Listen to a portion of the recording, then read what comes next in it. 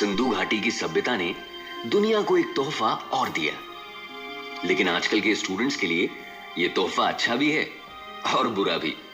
Students को अगर किसी चीज की लंबाई नापनी है तो यही चीज उनके काम आती है, लेकिन जब यह चीज टीचर के हाथ आ जाती है तो स्टूडेंट्स की खैर नहीं। यस, हम बात कर रहे हैं स्केल यानी रूलर की। लकड़ी का एक टुकड़ा जिस पर मार्किंग्स होती है, इंचेस और सेंटीमीटर्स की। आपको जानकर ताज्जुब होगा कि सिंधु घाटी सभ्यता में खुदाई में रूलर्स भी पाए गए। ये रूलर्स आज के रूलर्स से काफी मिलते जुलते हैं। सिंधु घाटी की लोथल नामक एक्सकेवेशन साइट में हाथी दांत से बने रूलर्स पाए गए हैं।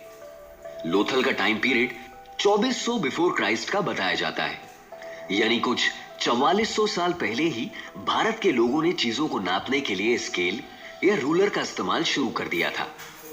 साथ ही भारत में गॉड ऑफ आर्किटेक्चर के रूप में पूजे जाने वाले भगवान श्री विश्वकर्मा, जिन्होंने भगवान श्री कृष्ण की द्वारका बनाई थी, उनके एक हाथ में रूलर यानी स्केल दिखाई देता है।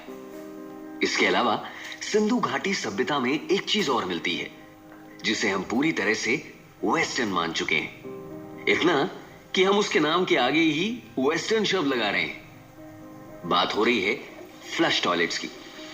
जी हां, सिंधु घाटी की सभ्यता में फ्लश टॉयलेट्स और एक प्रॉपर सैनिटेशन सिस्टम भी दिखाई देता है, जिससे सारा वेस्ट बह जाता था।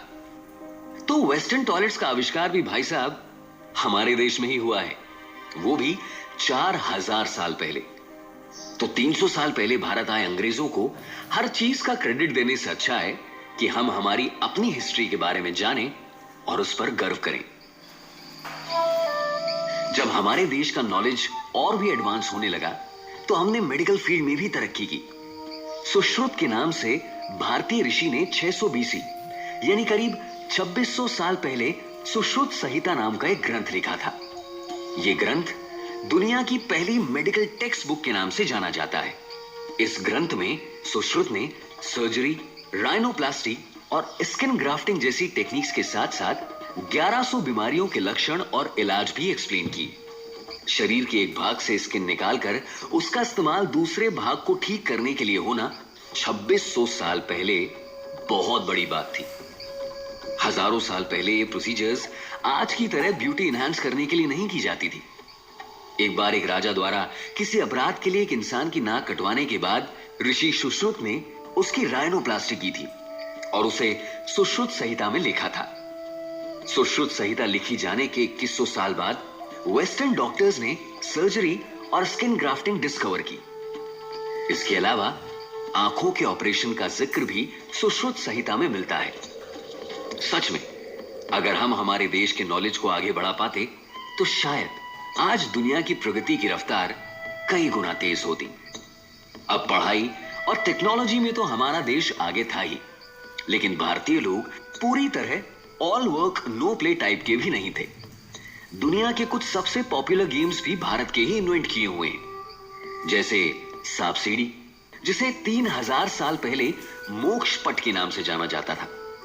उस वक्त सीढ़ियों को अच्छे आचरण और सांपों को संसार के लालच का प्रतीक मानकर खेल खेल में भारत के लोगों को सही सीख दी जाती थी। सिर्फ सांप सीढ़ी ही नहीं, चेस यानी शतरंज का आविष्कार भी भारत में ही हुआ था। 6th सेंचुरी एडी यानी करीब 1400 साल पहले भारत में खेल खेला जाता था जिसका नाम था अष्टपद, और जिसके मोहरे आज के चेस के मोहरों की तरह ही थे। 1400 साल पहले वाले वर्जन में भी इस खेल का अल्टीमेट गोल अपने किंग पीस यानी राजा को बचाए रखने का होता था। हिस्टोरियंस का मानना है कि पर्सियंस जब भारत आए तो शतरंज अपने साथ ले गए और फिर इस खेल में हुए बदलावों के हिसाब से हमें आज का चेस देखने को मिलता है। अब अगर इतनी सारी नई इंफॉर्मेशन सुनकर आपका सर थोड़ा चकरा रहा हो तो एक काम कीजिए, बढ़िया सी चंपी मालिश करवा लीजिए और सुनिए कि शैम्पू का आविष्कार भी इंडिया में ही हुआ था। करीब 300 साल पहले भारत के लोगों ने शैम्पू का आविष्कार किया। पेंटिंग्स देखकर आप सोचते हैं कि उस जमाने की रानियां कितनी सुंदर होती थी, उनके बाल भी कितने घने और लंबे होते थे। लेकिन बालों को खूबसूरत बनाए रखने के लिए रानियां कुछ तो करती होंगी। असल में रानियों ने करीब 300 साल पहले अपने बालों में चंपी करवाना शुरू किया। उनकी दासियां जड़ी बूटियों और खुशबूदार फलों के जिस मिक्सचर से चंपी करती थी, वो मिक्सचर चंपू कहलाता था। यस, अंग्रेजों ने भी भारत आने के बाद चंपी करवाना शुरू किया और इसी टेक्निक को वो अपने देश ले गए।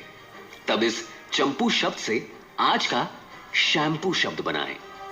तो ये था इंडिया क्लासिफाइड के episode India gifts to the world का पार्ट 1। अभी एक पार्ट आना और बाकी है और उसमें भी आपको काफी सारे इन्वेंशंस जो कि भारत में हुए हैं उनके बारे में बताया जाएगा। सेकंड पार्ट के लिए सुनते रहिए इंडिया क्लासिफाइड ऑन